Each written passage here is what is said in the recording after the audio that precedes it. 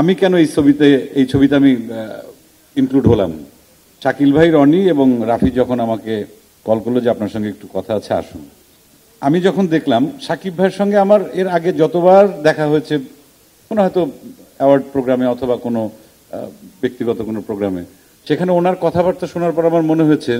যে উনি আসলে বাংলা সিনেমার জন্যে মানে ডেডিকেটেড একজন মানুষ, শুধুমাত্র অভিনেতা নন। আমরা অনেকে ইন্ডাস্ট্রিতে কাজ করি, কিন্তু সেটা অনেকে করি শুধুমাত্র রুটি রুজির জন্যে,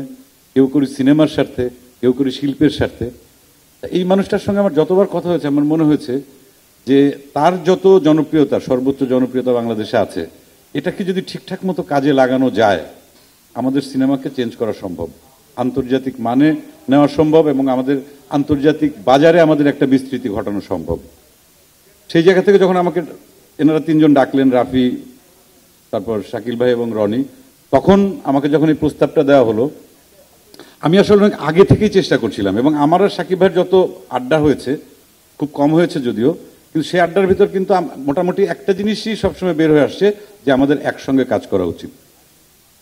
এটা আমারও যেমন বিশ্বাস ছিল এবং এটা একটা আমার জন্য কি বলবো, আমি বলবো যে একটা সুযোগই, যে দেখি আমরা যদি একসঙ্গে কাজ করে যদি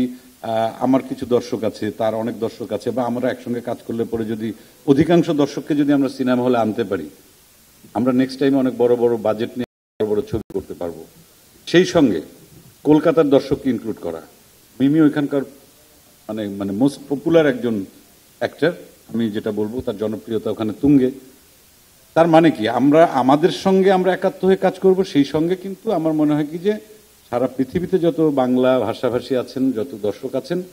তাদেরকে শুধুমাত্র ছোট্ট একটা শক্তি দিয়ে আসলে তাদেরকে ধরা সম্ভব না। শক্তিটাকে আসলে বৃহত্তর করতে হবে, সেই সঙ্গে আমাদের একসাথে কাজ করতে হবে। এবং এই ছবিতে আমি রাফিকে স্পেশাল একটা থ্যাঙ্কস জানাই,